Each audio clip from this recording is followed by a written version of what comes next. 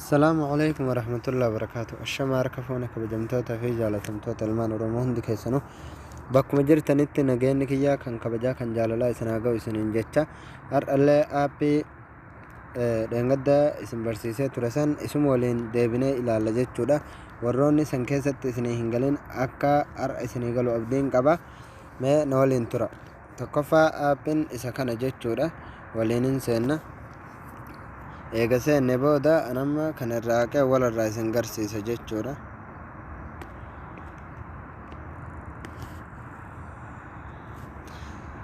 awwala wayita seentan akkanatti isinii fida jechuudha. awwal marraa wayita isin gadi buufattanii bilaastoorii keessaa gad buufattanii seentan akkanatti isinii fida.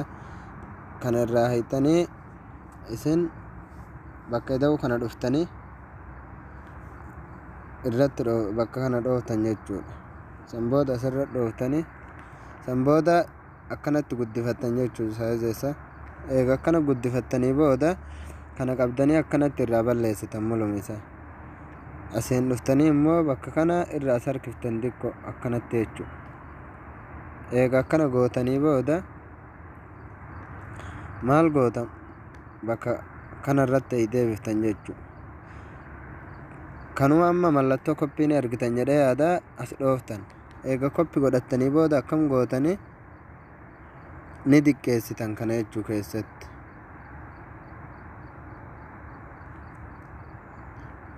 eega akkana diqqeessitanii booda ammallee isuma koppi gootanii kana san caala diqqeessitan jechuudha. eega akkana diqqeessinee booda eessa dhufna ammallee mallattoo ida'u tana dhufnee fudhanna jechuudha. bakka arfaffaa kanarra dhoofnee fudhanna kana akkanumatti guddifanna jechuudha. saayiza isaa akkanumatti dhiifne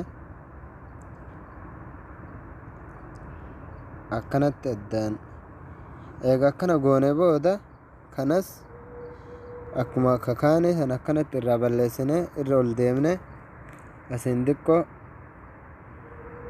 akkana goone jechuudha. san booda raayitiin argitan jedhee yaada raayitii itti gootanii eega akkana goone booda ammas isa takka ni fudhanna kanallee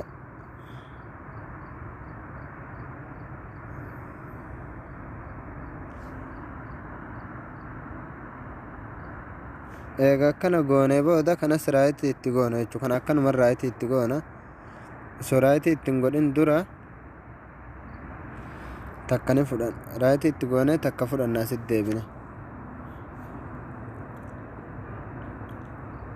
kana mallattoo kubbaa kanarra deeffanna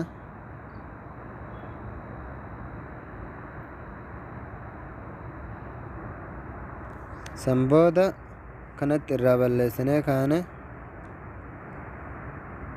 kanatti eega irraa balleessinee booda akkanatti guddifanna jechuudha.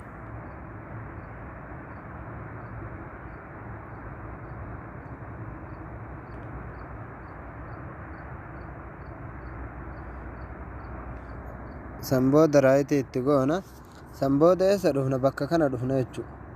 bakka kana dhufne akkanatti eeganuu dhufe bakka kana dhoofne eega akkanatti dhoofne booda ni argitan jedhee yaada kana hunda raayitii itti goona jechuudha. raayitii eega itti goone bakka kanarra dhoofne jechuudha. bakka kana san booda okee jennaan eega akkana goone booda asumaan irraa deebine ammallee eega irraa deebine booda akkuma argitan kana kaa'e amma tolchinee jirra jechuudha. eega irraa deebine booda eessa dhufna akkanatti irraa as harkifne bakka kana dhoofne san booda akkanatti irraa balleessine jechuudha.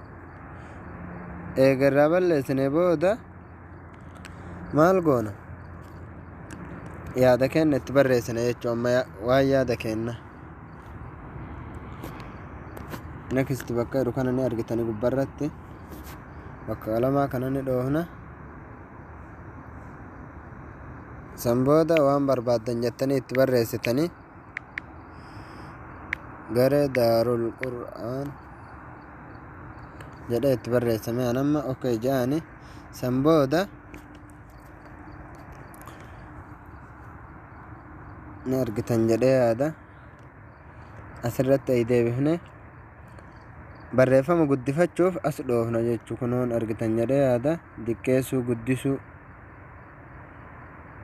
maanamma haganumatti dhiisa ammallee irraa sarkifne barreeffama ammallee as dhoofne barreeffama kana keessaa barreeffama jechuu waa hedduu ta'e keessara das isin jedha irra deeffattan jechuudha isin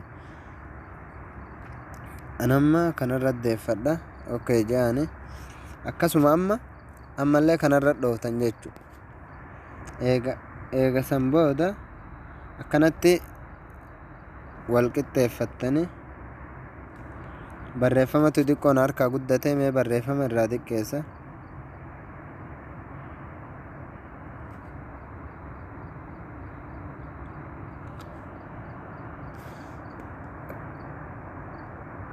raayitii jaani san booda ammallee kanuma koppi godhadha jechuu koppi godhe irraa sarkise kan amma achi gaggaragalcha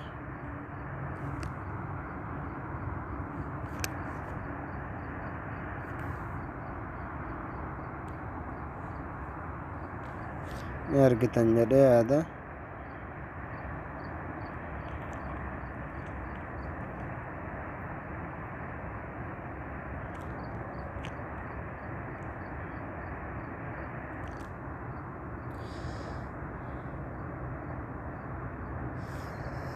san booda raayitii itti goona eegaa san booda ammallee xiqqoo irraa deemne barreeffama isaa jechuudha barreeffama kana ka barbaaddan irra kaa'uu dandeettan jechuudha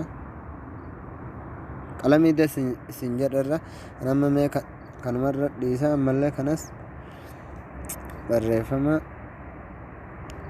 isaanii jijjiira qalamii hunduu ni jira jechuudha qalamii barbaaddan irra jijjiirattanii san booda amma asitti amma jechuu bakka duwwaa kanneenitti maal galfanna warri jettan waan garagaraa galfattan jechuudha as dhoofna mallattoo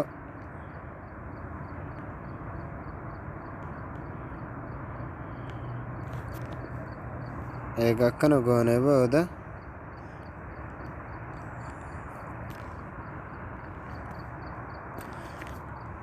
amma isima koppi godhanna jechuu kabiroon fuunu bifa isii jijjiiruuf immoo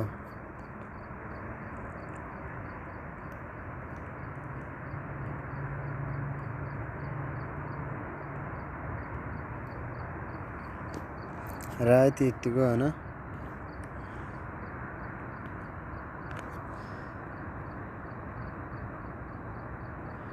ni xiqqeessina jechuu akka kanaan ala nu harkaan baana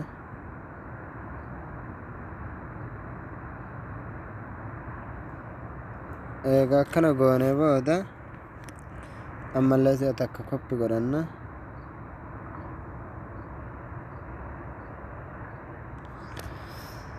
eega koppi godhanne booda kanamee bifa biroo goona isii qixxee tana diimtuu haa taatu isiin san booda amma eessa dhoofna bakka kana dhufnee hiina jechuu akka inni nu harka olii gadi hin deemne raayitii itti goone hundaayyuu ni hiina jechuudha okay jennaani eega akkanatti hiine booda kun amma tolfamee jira jechuudha ammas diqqeessuu guddisuu ni dandeenya jechuu san booda ammas akkuma argitan kana jechuu bifa barbaaddan guutuu isa bifa barbaaddanitti jijjiiruu dandeettani nammame ni argitan jedheeti yaada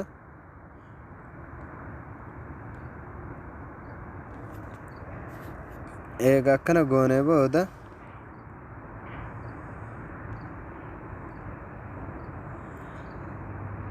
bifa barbaaddan akkuma argitan kana kuno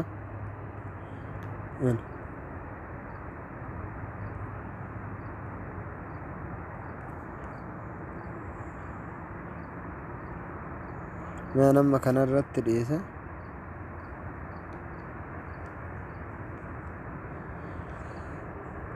kanarratti haa dhiisu jechuudha kanaaf aappin isa kana fakkaataa ammallee mootu haala biroo akkaataa birootitti akkaataa yoo isinii hin galin jechuudha akka itti kana caala itti tolchitan waan deebinee wal barsiifnu ta'a. Kan ammootu yoo dasiisin jedhe yookaan kanarra isinitti tolu taate yaada keessan kennadhaati. Eega akkanatti tolfannee booda bakkitti isinii gadi buufattanii saayiza hedduu qaba jechuu waan garagaraa qaba. Kanaafi marsaa lammaffaa sadaffaa keessatti inshaallah walitti deebina. Ammaa fi sa'aatiin daqiiqaan xiqqoo deemee jira. Kana waan taateef eega akkanatti tolfannee booda bakkitti isin gadi buufattanii gaalarii keessan keessa godhattanii bakka kana dhooftan jechuudha. Bakka kana dhooftanii seef email gaheeru kana irratti dhooftan jechuudha. Waan baay'ee isin dhibuu miti. San booda asirra kanarra dhooftanii san booda akkanatti kalaas seefii isinii ta'ee jira jechuudha gaalarii keessanitti. Kanaaf waan nama dhibuu miti. Wanni yoo isin seeraan laaltanii jettan waan isin dhibu takka hin qabu jechuudha. Akkasuma qalamii itti jijjiirtanii ammallee seef godhatuu ni dandeettan jechuudha. Waan isin dhibu takka hin qabu. Kanaaf yaada keessan koomentii jala kaahaa isiniin jedha. Nagaan naa tura isiniin jedha. Haga barumsa birooti walitti dachaanutti nagaan naa tura. Assalaamu alaikum warahmatullahi wabarakaatuh.